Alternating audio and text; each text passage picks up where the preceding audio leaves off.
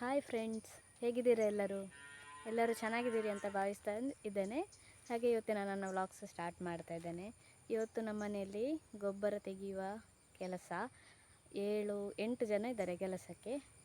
Plus ನಾವು ನಾನು ಅಪ್ಪ ಅಮ್ಮ ಒಟ್ಟು 11 ಜನ ಇವತ್ತು ಮನೆಯಲ್ಲಿದ್ದೇವೆ. ಹಾಗಾಗಿ ಸ್ವಲ್ಪ ಊಟಕ್ಕೆಲ್ಲ ಗಮ್ಮತ್ತಾಗಬೇಕು. ಅಮ್ಮ ಒಂದು 5-6 ಒಂದೆಲಗ ಸೊಪ್ಪು ತರಲಿಕ್ಕೆ ಹೇಳಿದ್ದಾರೆ. ಹಾಗೆ ನಾನು ತರಲಿಕ್ಕೆ ಬಂದಿದ್ದೇನೆ. ಅಂಗಳದ ಕೊನೆಯಲ್ಲಿ ಒಂದೆಲಗ ಸೊಪ್ಪು ಉಂಟು ಅಂತ ಹೇಳಿದರು. ಅದು ಇಲ್ಲೇ ನೋಡ್ತಾ ಇದ್ದೇನೆ ಎಲ್ಲಿ ಉಂಟು ಅಂತ. ನೋಡಿ, ಇಲ್ಲಿ ಉಂಟು ನೋಡಿ. ಒಂದು 5-6 ಸಾಕು ಹೇಳಿದರು. ಇದು ಹೀರೆಕಾಯಿಯ ಸಿಪ್ಪೆಯೊಟ್ಟಿಗೆ ಮಿಕ್ಸ್ ಮಾಡಿ ಒಂದು ಚಟ್ನಿ ಮಾಡುವ ಅಂತ. ಆರೋಗ್ಯಕ್ಕೂ ತುಂಬ ಒಳ್ಳೆಯದು. ಹಾಗೆ 5-6 ಸಾಕು ಹೇಳಿದರು. ಸೊ ಸಾಕಿದೆಷ್ಟು.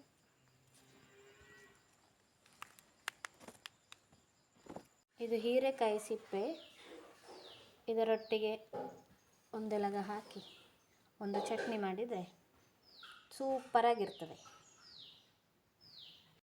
ಇವತ್ತು 3 ಬಗೆಯ ಪದಾರ್ಥ.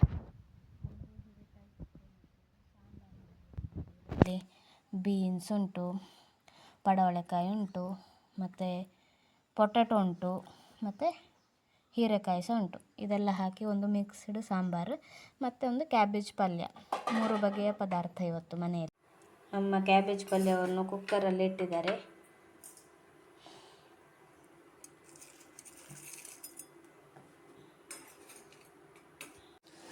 ಮಿಕ್ಸ್ಡ್ ತರಕಾರಿಯನ್ನು ಬೇಯಿಸ್ಲಿಕ್ಕೆ ಇಟ್ಟದುಂಟು ಒಂದು ಪಾತ್ರೆಯಲ್ಲಿ. ಮತ್ತೊಂದು ಕಡೆ ಕ್ಯಾಬೇಜ್ ಪಲ್ಯ ಆಗ್ತಾ ಉಂಟು.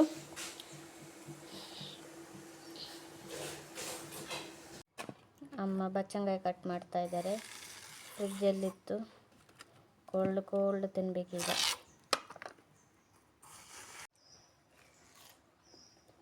ಬಚ್ಚಂಗಾಯಿ ತುಂಬ ಸ್ವೀಟ್ ಉಂಟು, ಚೆನ್ನಾಗುಂಟು. ಮಳೆಗಾಲದಲ್ಲಿ ಚೆನ್ನಾಗಿಲ್ಲ ಅಂತ ಹೇಳ್ತಾರಲ್ಲ, ಬಟ್ ಇದು ಚೆನ್ನಾಗಿದೆ. ಅಮ್ಮ ಸಾಂಬಾರು ಮಾಡಲಿಕ್ಕೆಲ್ಲ ರೆಡಿ ಮಾಡ್ತಾ ಇದ್ದಾರೆ.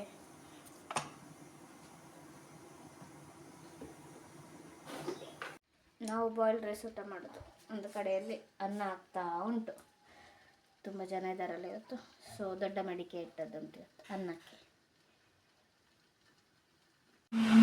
ಇದನ್ನೆಲ್ಲ ಸಣ್ಣ ಸಣ್ಣದಾಗಿ ಕಟ್ ಮಾಡಿ ಬೇಯಿಸಬೇಕು. ನೋಡಿ, ಕಟ್ ಮಾಡ್ತಾ ಇದ್ದೇನೆ ನಾನು. ಈ ಥರ ಕಟ್ ಮಾಡಿ ಬೇಯಿಸಬೇಕು. ಬೆಂದ ಮೇಲೆ ಮತ್ತೆ ಒಂದೆಲಗ ಸೊಪ್ಪನ್ನು ಹಾಕಿ ಮತ್ತು ಅದಕ್ಕೆ ಶುಂಠಿ ಮತ್ತು ಮೆಣಸೆಲ್ಲ ಹಾಕಿ ಕಡಿಬೇಕು.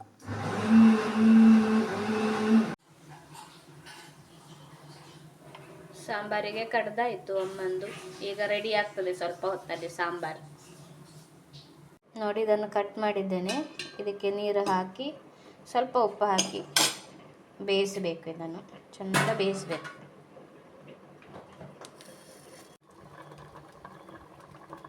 ಕಡ್ದದನ್ನು ಹಾಕ್ತಾ ಇದ್ದಾರೆ ಅಮ್ಮ. ಇನ್ನೊಂದು 5 ನಿಮಿಷದಲ್ಲಿ ಸಾಂಬಾರು ರೆಡಿ. ಅಮ್ಮ ಮಾಡುವ ಸೂಪರ್ ಸಾಂಬಾರು ರೆಡಿ ಆಗ್ತಾ ಉಂಟು. ಇದನ್ನು ಚೆನ್ನಾಗಿ ಕುದಿಬೇಕು. ಚಂದ ಕುದಿತಾ ಉಂಟು ನೋಡಿ. ಇದು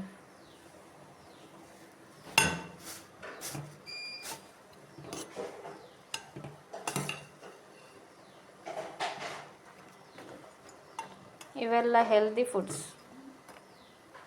ಎಂಥದ್ದು ಸಮಸ್ಯೆ ಇಲ್ಲ ಇದರಲ್ಲಿ. ತಿಂದರೆ ಆರೋಗ್ಯಕ್ಕೆಲ್ಲ ತುಂಬ ಒಳ್ಳೆಯದು ಇಂಥದ್ದು. ನಮ್ಮ ಚಟ್ನಿಗೆ ರೆಡಿ ಮಾಡಿದ್ದಾರೆ. ಈಗ 2 ಮೆಣಸು, ಸ್ವಲ್ಪ ಶುಂಠಿ, ಈಗ ಒಂದೆಲಗ ಸೊಪ್ಪನ್ನು ಕಟ್ ಮಾಡಿ ತಂದು ಹಾಕ್ತಾ ಇದ್ದೇನೆ ನಾನು. ಇನ್ನು ಇದಕ್ಕೆ ತೆಂಗಿನಕಾಯಿ ತುರಿ ಮತ್ತು ಬೇಯಿಸಿದ್ದು ಹೀರೆಕಾಯಿದ್ದು ಸಿಪ್ಪೆ ಹಾಕಬೇಕು. ಸಾಂಬಾರು ರೆಡಿಯಾಗಿದೆ.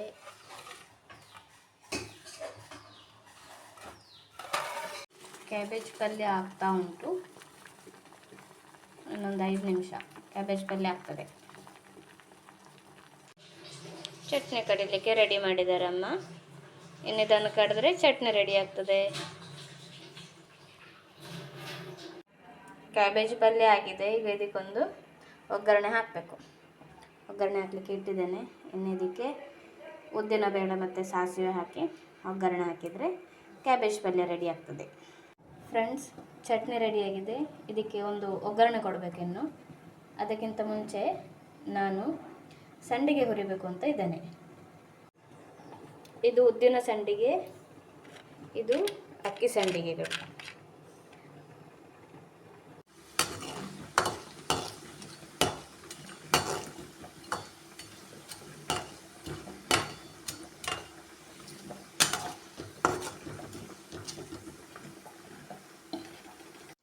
ಫ್ರೆಂಡ್ಸ್, ಫೈನಲಿ ಎಲ್ಲ ಕೆಲಸ ಮುಗೀತು. ಮಧ್ಯಾಹ್ನದ ಊಟಕ್ಕೆ ರೆಡಿ ಆಯಿತು.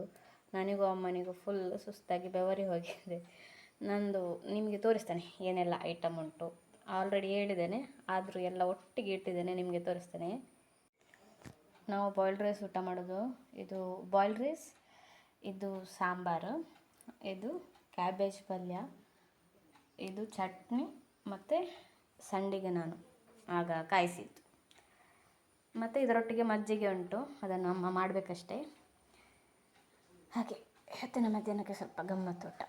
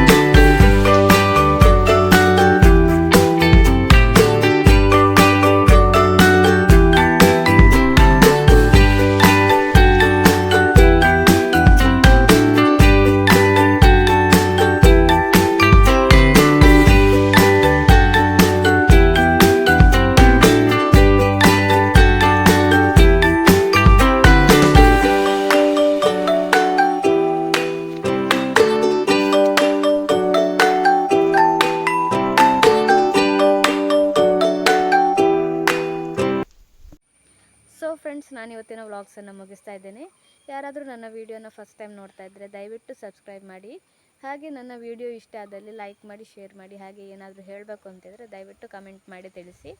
ಇನ್ನು ನಾನು ನಿಮಗೆ ಮುಂದಿನ ವ್ಲಾಗಲ್ಲಿ ಸಿಗ್ತೇನೆ. ಅದಕ್ಕೆ ಬಾಯ್.